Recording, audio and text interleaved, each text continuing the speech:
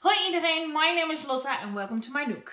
So today I'm going to talk to you about all the 14 books I read in the month of June. So in May, I believe I read my first Colleen Hoover book, and this month I read 2 more. And the first one was Ugly Love by Colleen Hoover, of course. This book is about a girl who moves in with her brother and starts a kind of friends with benefits without the friends part with the next door neighbor. He's very secretive and mysterious, and she doesn't know why, and she intends to figure it out. But this book was, it was emotional, and I loved every bit of it, and I gave it 5 stars. Then my second Colleen Hoover read of the month of June is It Ends With Us by Colleen Hoover. When I started reading this book, I had no idea what the book was about. I can't believe I wasn't spoiled. I knew nothing about it, and that's why this book hit me so hard. I was crying my eyes out. I'm not going to tell you what the book is about, because if you haven't read this book, just please read it. Go into it blindly, and if you have any triggers, do read the trigger warnings. As for all the books I'm talking about today, because a lot of them have a lot of trigger warnings. But yeah, this book made me cry, made me laugh, made me... After I finished reading this book, I was just heartbroken. So of course I gave it 5 stars. Then we have the Unhoneymooners by Christina Lauren. And this was just a very sweet read. This book is about a girl and her sister is gonna marry her fiance, obviously. Everyone at the wedding gets sick, except for the girl where the book is about, and a man who is very annoying. So then of course they go on the honeymoon together because no one else can go. And then the story goes on from there, and I really liked it. I mean, it's not the best I've ever read, but it was just a really sweet story, and I flew through the book and I loved it very much. So I gave it 5 stars. Then I read There Is No Devil by Sophie Lark. This is the second book. The first book is There Are No Saints. This is a book full of so much trigger warnings. I can't believe it. This is a very dark romance, and just look up all the trigger warnings before you decide to read it. The first book is about a girl who gets kidnapped and then gets in a relationship with a psychopath. And the second book just follows the rest of the story. I did like this story, but not as much as I did the first one. I gave it 4 stars. The reason why is because, how can I say this without spoiling anything? When you finish the first book, you're left off with a cliffhanger, and only the last couple of chapters are devoted to that plot. And I would have liked it very much if the action was more spread throughout the book, but now it was just the ending. So that's why I gave it 4 stars and not 5 stars. I still very liked it, but the first one I liked more. Then I read The Nether King by Nikki St. Crowe. This is a Peter Pan retelling, also very dark romance. Also my first reverse harem I ever read, and I can't tell you enough how much I like this book. I really do. And when I first thought it was a standalone, but I was wrong. So when I finished this one, I immediately bought the second one. I gave this one 4 stars, and I gave it 4 stars because it is really short. It's 196 pages, and I just don't tend to give that short books 5 stars because you can't just put everything in it that I want to read. But then, of course, I read the second one, the dark one, also by Nikki St. Crowe, of course. And I really like this one. I even like this one better because there was a little bit more plot at the end, which I also didn't expect. I thought it would be much like the first one, which was also really great, but this one, it just was even better.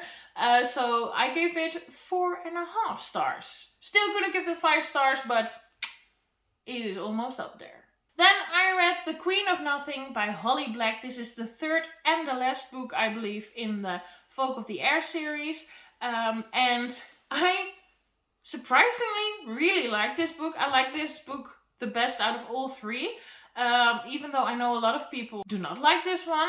I don't know why. I have to look into that. Maybe I did something wrong.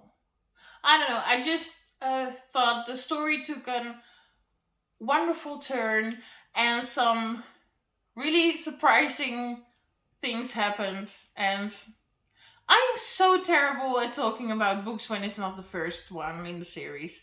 But yeah, this is just a YA fantasy book with a little bit of romance in it. And I just really love the world. It's amazing. So just go read it. Have I told you already that I gave it 5 stars? Then I read Birthday Girl by Penelope Douglas. I always have trouble pronouncing that name, but now I did it finally right. Thank you. This book is about a girl who has a boyfriend, but they lose their home because the boyfriend is a piece of shit. And they decide to move on with his father, who he does not like. But then a little romance starts to happen between the girlfriend and the father. So this is an age gap romance. I really liked it. It was really easy to read. The story was really sweet. But I gave it 4 stars, and 4 stars is still really great. I mean, don't get me wrong, but it just didn't give me that 5-star feel, and I don't know why. Maybe if I reread it, I will know exactly why. But it just didn't give me the 5-star feeling that you have with some of the books. But I still really like this one, and I can't wait to read more of Penelope Douglas' work.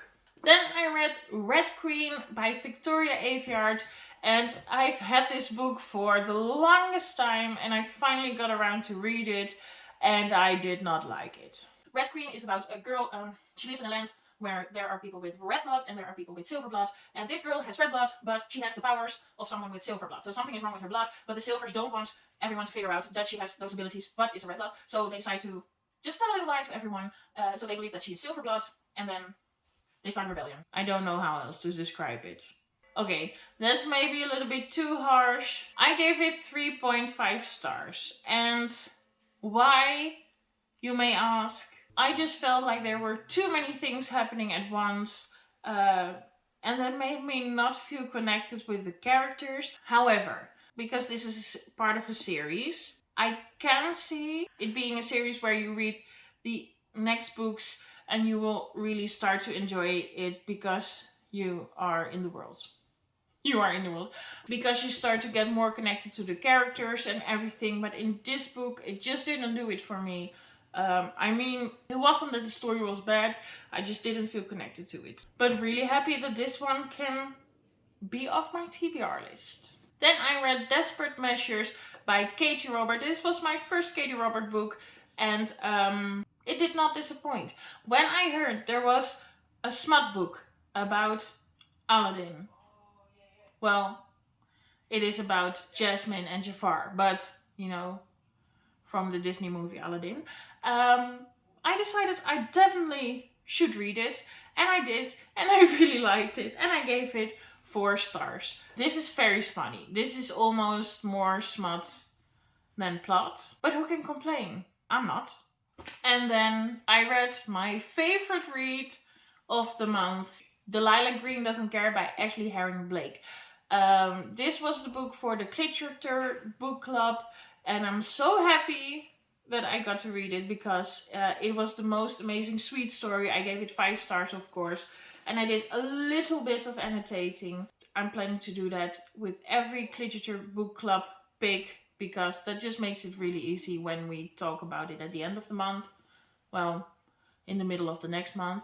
But this book is about a girl who has had a really terrible childhood. She's a photographer in New York, and then her stepsister asked her to be the wedding photographer.